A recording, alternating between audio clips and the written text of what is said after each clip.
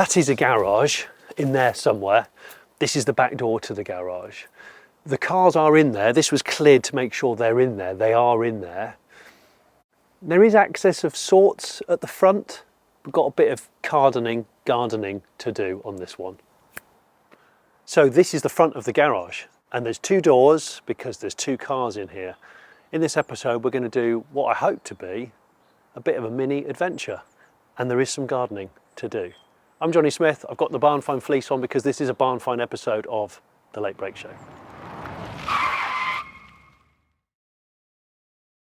So we're in Dunstable, Ellen, and as I understand the situation, you're a friend of Margaret. Margaret's ex-husband passed away. Yeah. Who and her and him own the cars. That's right. There's a pair of minis in here. Yeah, we believe. You sent me a photo. You're pretty sure that there's two cars. There's definitely two cars in there.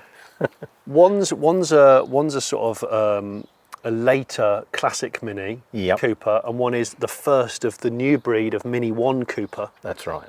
From 2002. Yeah. They obviously haven't been out for a while, hence why there's bits of trees growing. Yeah, and I don't know the history of them. You don't know why they've sat they sat here or why they were put in here. Yeah. They're just here. So we've got a bit of gardening to do. We'll get a bit more information after we've gardened about Margaret's Mini background, because Margaret's had a long relationship. Absolutely. When I knew her 45 years ago, she had a Mini Cooper. Yeah. It was a sort of lightish blue turquoisey colour. And it had a plastic tilting front that, lots of the... Oh, one-piece front. The one-piece front. You tilt a bit like the E-Type, Margaret's not seen these cars for a long time. Margaret's not seen them, no. So we're going to... Well, she's probably not seen them for 10 years. Okay. So we'll try and piece together the backstory on the cars. We do have the keys. Yep. And we know that the garage doors are still sort of intact. Someone's obviously been using this as a bit of a litter dump. That absolutely, I think what we'll do, without further ado, is to get the gardening equipment out. Right. You might need a chainsaw. Yeah, I've got the chainsaw all organised if you need it.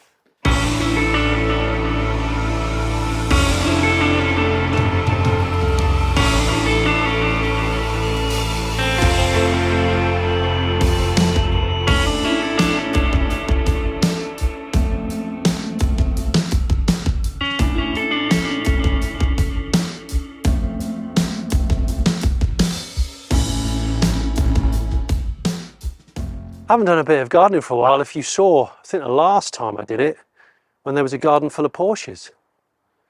Yeah, that was the last time. I'll put a link above my head for that video. Oh my gosh. Home straight.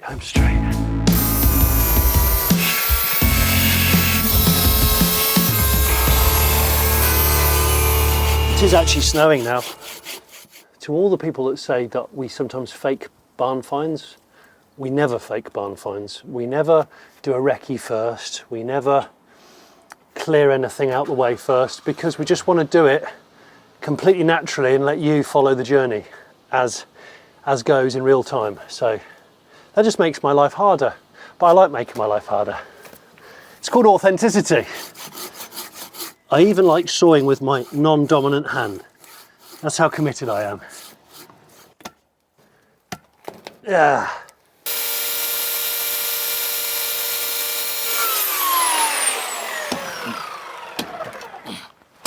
I'm going to say that will open now. You reckon? I have to believe in myself. Keep pulling it. Yeah, but it's not. Is it all right? It's not going up, is it? Is it? Someone's bent the top, you see. Yeah. Hello. Oh, there it is. Come in.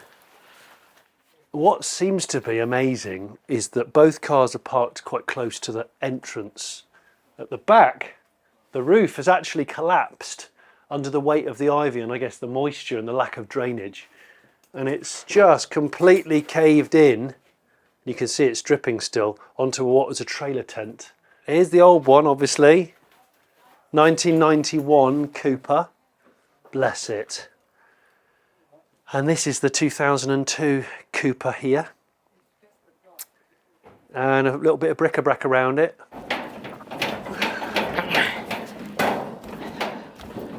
Oh, hang on, it's bloody that. Oh, You got another one. bags of plop. It's the other stump. We've been staring at the wrong stump the whole time. Please, Alan, just attack it. Don't talk to me until it's dead. Shall I pull it out? Just, oh my gosh. Oh my gosh.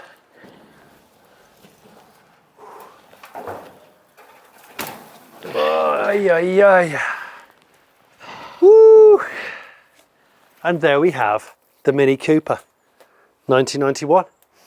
I believe the first year of fuel injection for the classic Mini. Although it's taken us half the day to open the garage doors up, and they look like they've been here for centuries, they've only been here, well, I say only, for, well, that one's been here for getting on for 14 years. Right. 2010, That's right, yeah. So we think that came off the road in 2010. Yep. It wasn't broken or anything. No. Just stopped using it. Just stopped being used. And this one here wasn't broken. No. But we don't know why this one came off the road. No.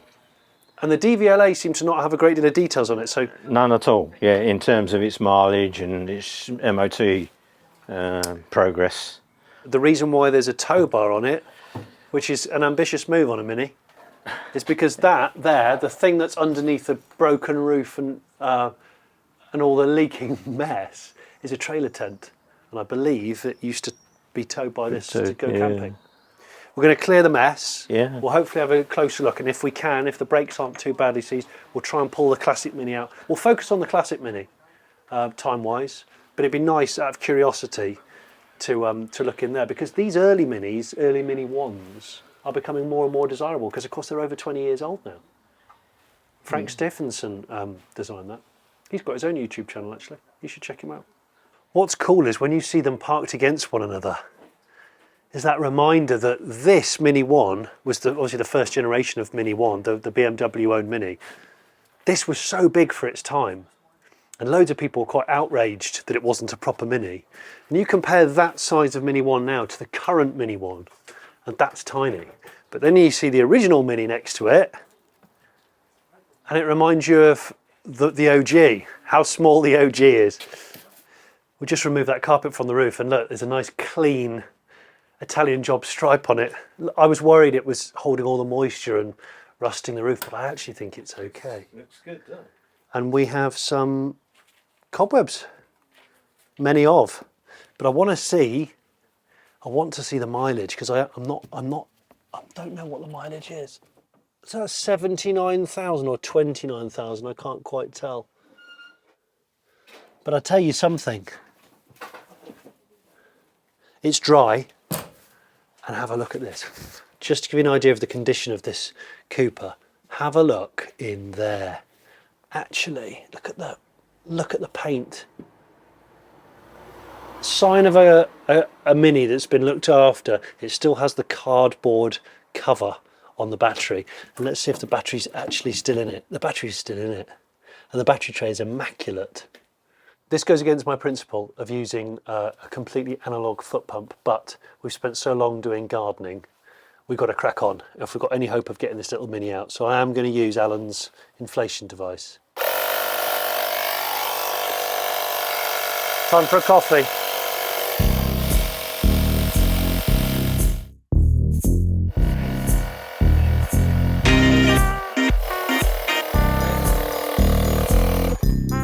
So we were just talking to Margaret about when this came off the road, and she thinks, and it tallies with the tax disc in the window, that this came off in the road in 2002 when that was bought new. So that means this was 10 years old.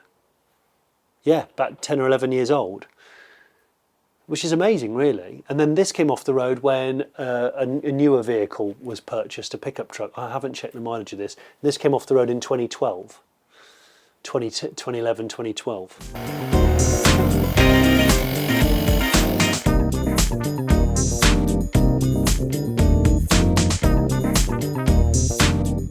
Hi.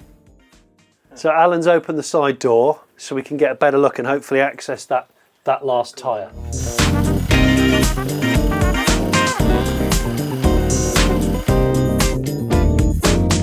There we go. Yeah.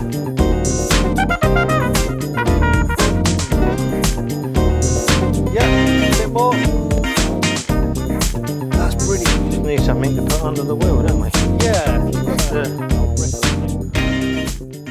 You see, the thing about battery powered compressors is they run out of battery. This doesn't. I always keep it in the car just in case. You can mock me. You can bloody mock me. Wanted to pull this out with the towing eye in, but I can't find where the towing eye is. Battery's obviously flat, so the boot doesn't operate on the solenoid. So I'm going to just see if I can find that. If I can't, I'm inclined to just fit my jump pack onto the battery, and we've put a new key in the key fob, which is, I've put it in the car, and just see if it starts. This hasn't started for probably 12 years. Oh my gosh. Well, that's the first time I've seen that, which is ivy growing around the engine bay. So this is by far the most modern barn find car I've done, and the main focus is really on the older Mini, but I want to see if this will start. It's got a quarter of a tank. I'm glad that it's talking to the key. I mean, let's just see if it works. It probably hasn't fired up for 11 or 12 years. And it won't. What I would say about Mini ones, the Mini one revolutionised car configuration, ordering cars with different configurators. This had more options than any other car. And this single-handedly, I think, led to the demise of the modified car tuning world, the max power world. Because you could order a brand new car on credit and you could option it with about 150 different personalisations from the factory.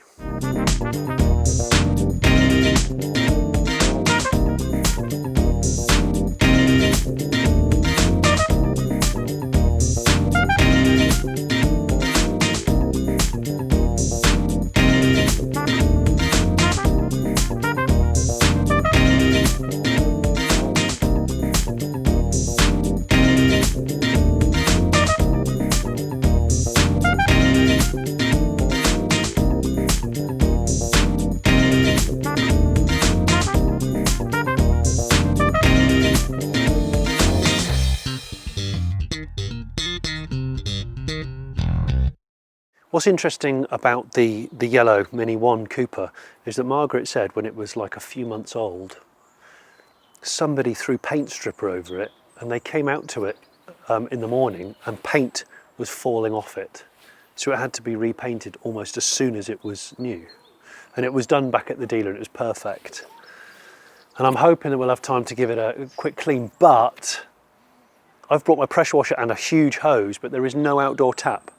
We cannot get to an outdoor tap, so I can't use my pressure washer. So I've scrambled together a weed killer sprayer. I'm putting some snow foam in this, agitate all the dirt, and then we'll use some watering cans and stuff. So don't judge me. I did bring the gear this time.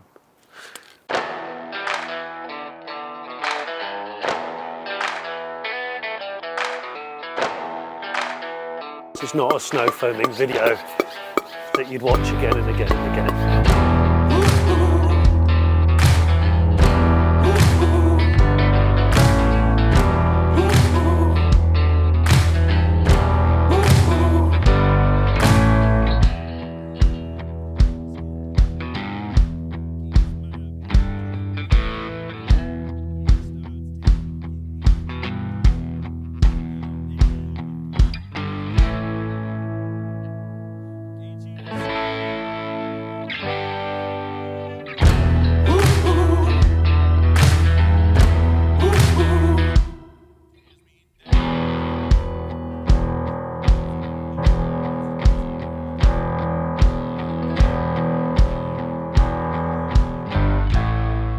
We've given it a rudimentary clean, and now we're going to wheel it in because it's dark outside, as you can well see. And then I'm going to have a quick look at the engine, just see what it's about. I'm actually not entirely sure this is a fuel injected model. 91 was definitely the intro of single point injection, so it might be the last of the carb or the beginning of the injection. I'll have a look in a second. Doesn't feel like it's binding at all, which is just amazing. Yeah. I'm really happy about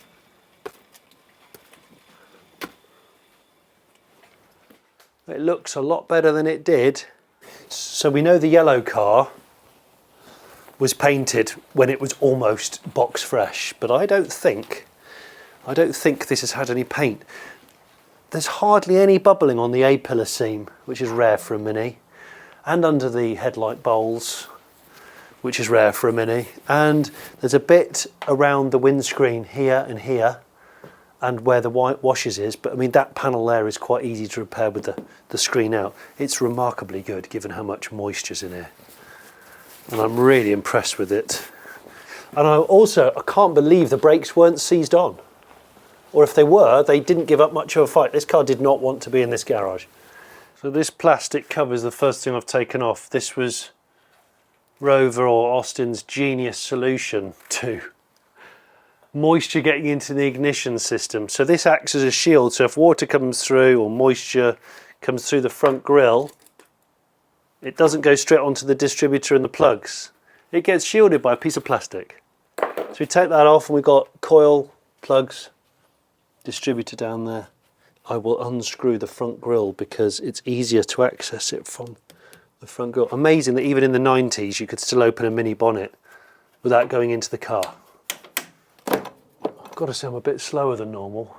Don't normally do half a day of gardening before doing this, but we're going to try our best. I've noticed some nut kernels all on the floor down here. So a squirrel or something has been living in and around the shed, but luckily I don't think it's ever made it into either of the cars. Forgive me for my ignorance. I've never worked on a fuel injected Mini, but I don't think this is fuel injected. I think this is a normal SU carbed Mini, so I think this might be the last of the carbed Minis. So I'm going to take that off. Plugs out. Oil in the dashpot of the carburettor. Bypass the fuel pump. Put the can of hope in. Yeah, so that's what I'll do. Right, 6 or 7 screws later. Distributor cap. And the starter motor's there. Oil filter's there. Alternator's there. Whoa, look at that oil. That is absolutely immaculate. There we go, bingo. I'm going to take all the plugs out as I normally do, but what I want to do, I need to get straight on and check the ignition really. I mean the plugs all look good on the business end, so that's good. I'm just leaving them in order for the time being. So whilst I've got these open before we go for a turn, I'm just going to put like a bit of, just fog it with a bit of spray grease. Then when we go to turn it over, that'll lube the bores. We know it's probably not run in nearly 20 years. Now, while I've got plugs out, I'll clean them in a second, I'll contact clean them, and then I'm going to take the distributor cap off with what looks to be tiny little nuts. What are they, 8mm? Right, so I'm going to clean these buggers up, clean the plugs up, hook a battery up to it, and see if we get a, see if we get dash lights and stuff, and see if we get a spark.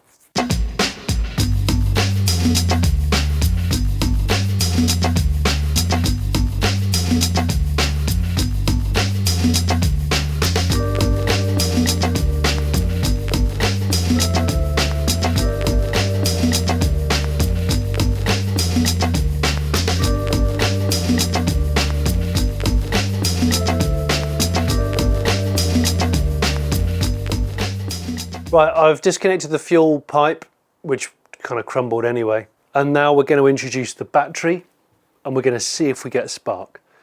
I hope we get a spark because we're really down to the wire now. If we get a spark, yes, plugs in, new fuel on. Let's see what happens. So if you can check out for a spark, Alan, and I'll turn it over. Obviously there's going to be no compression because all the plugs are out.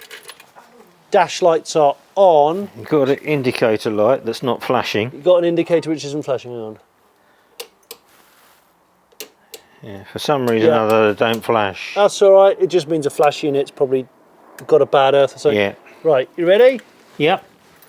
Let's see what happens. Right, lock starter. No, nothing. No, can't see any spark. No, because it's not turning over one bit, which means the alternator could be, I think... Seized. Again. Yeah, it's trying to engage. It clicks. It clicks and you hear it chunk. So it suggests it's the starter, but nothing jerks. So what I might do is I might put it in gear and rock it to and fro. Right.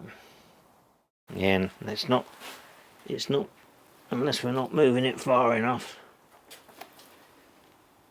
Yeah, the prop shaft's not, the fan's not going around, the alternator's not twitching, the crankshaft doesn't look as though it's moving.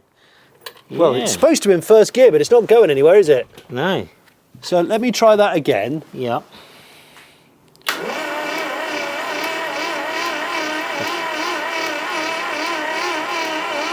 Yeah. Not spinning over particularly fast. No, but no sparks. No spark. Oh yeah. Yeah? I can hear her. Yeah, I can see it sparking. Yeah. Okay, so I was about to throw the towel in. We've had a second wind. So I'm going to put the plugs in and then we're going to put a little bit of fuel in the throat of the carb, maybe hooked up to Tony's can of hope, we'll see. Last time that was a bit overkill for this. And we'll see if it'll splutter. We have found underwear in barn finds before, and today's no exception. What Alan's doing is he's trying to just undo the dash pot of the SU carb. Looking round for a rag. Look what we found. I've got gloves on, it's okay. We found a pair of lovely... Are they red? They look red. Red briefs to match the red Cooper. But normally there's a little lever under there you press There you up go. and lift it up. I reckon you did all the slackening there. Yeah. Didn't you? What? You're going to take the glory for that. I think you ought to. Right. Dash pot of the carb back in. You can feel it. Time to put some fuel in then. Ordinarily I would use the can of hope that Tony BMW created for this channel. If you don't know who Tony BMW is, well, just search for one of our BMW barn finds and you will find out. But the little SU carb, it just doesn't need that much fuel. So as a consequence, I'm just simply going to give it a tickle in an aerosol cap. Are you ready? Yep.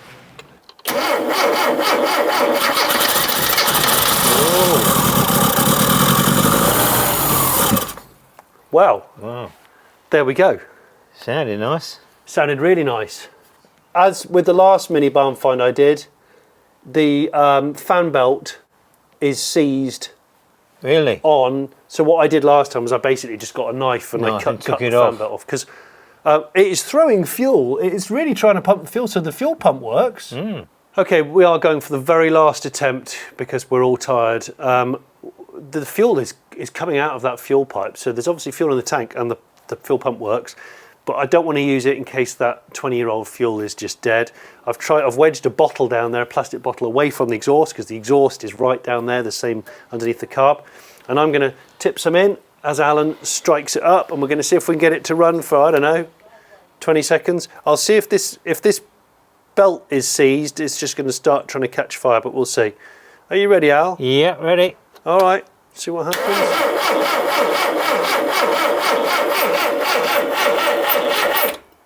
Oh.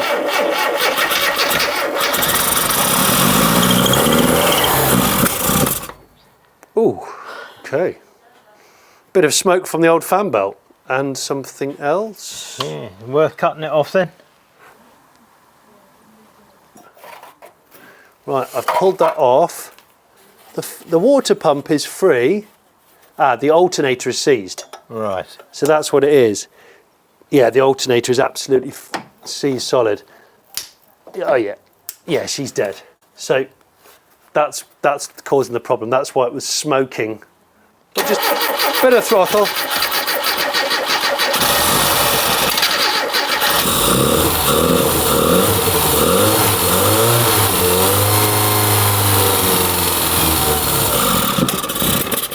Well, woo! Okay, I don't want to run it anymore.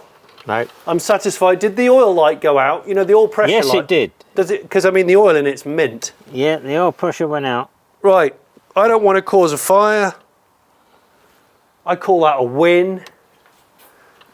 It's oh, the lights are working. Yeah. She's happy. Does the horn work? Yeah. Okay, I'm really pleased. I call that a win. I think with a rejuvenated fuel system, a decent service, and obviously things like brakes replaced, this is a seriously well-preserved car given its conditions. I hope you've enjoyed this quite labour-intensive barn find involving gardening on the Late Break Show. If you have a car in a garden, in a barn, in a shed, garage, on a driveway that you think is of interest for me to come and visit, email us. The description below holds the email address. Share some photos, share a location and a backstory. We'd love to see it. Yeah, I'm really tired and I'd like a curry now. Thank you for watching. And thanks to you, Al, and thanks to Margaret as well, who didn't want to be on camera, but she wanted to share this story.